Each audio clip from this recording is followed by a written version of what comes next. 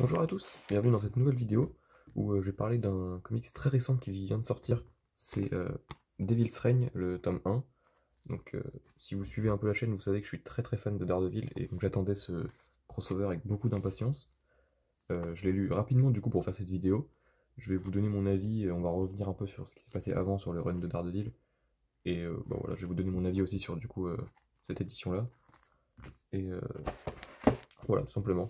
Donc pour commencer, avant de lire Devil's Reign, je vous recommande vraiment de lire la série de Daredevil, donc de Chip Zdarsky, qui scénarise aussi Devil's Reign, donc c'est cette série-là. Les deux premiers tomes sont sortis en plus dans prix découverte à 20 € les deux tomes, donc ça c'est vraiment cool et faut vraiment essayer de découvrir cette série qui est trop bien. Au dessin, c'est super beau.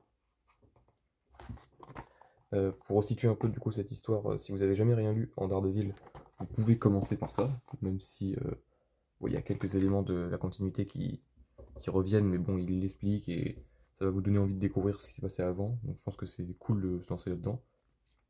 Ce qui s'était passé juste avant, donc je vais un petit peu spoiler, c'est que Daredevil du coup était soi-disant mort. En fait, il y a eu un comics qui s'appelle La mort de Daredevil, et au final, il n'est pas vraiment mort. C'est ce qu'on va redécouvrir là-dedans, où il va du coup se remettre, sur pied, sauf qu'il va commettre une erreur, enfin des erreurs, et on va voir du coup comment la justice va s'en prendre à lui, etc. Et c'est vraiment super bien, le héros se remet en question, et enfin c'est super intéressant.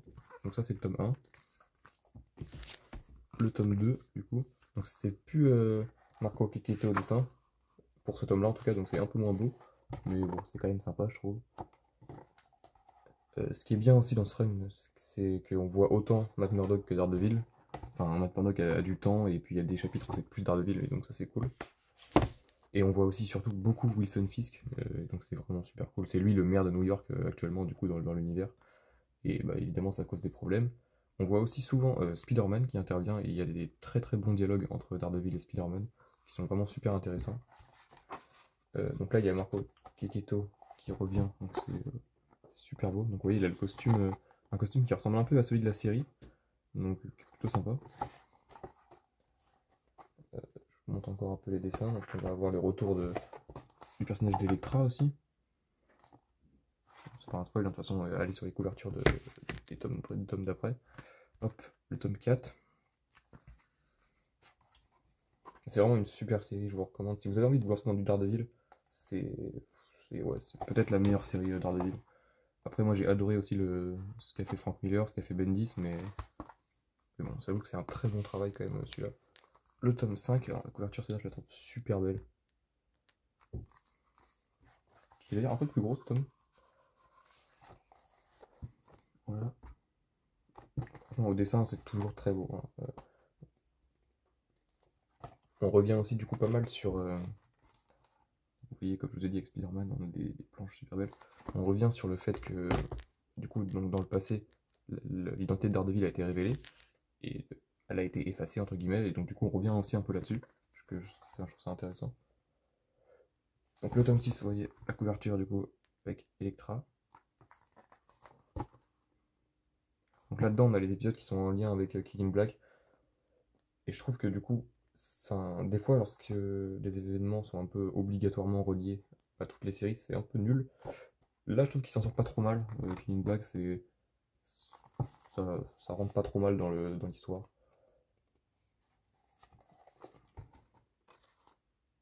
Ouais, c'est vraiment super beau. Et du coup, le dernier tome qui est sorti en même temps que Devil's Reign, c'est celui-là, du coup, qu'il faut lire avant. Enfin, c'est mieux de le lire avant de lire Devil's Reign. D'ailleurs, je trouve ça un peu con. Enfin, le tome 6 et 7, les couvertures, je trouve qu'elles se ressemblent quand même pas mal. Enfin, surtout que j'ai regardé du coup les couvertures qu'il y a là-dedans, il y en avait clairement qui pouvaient être mis à la place.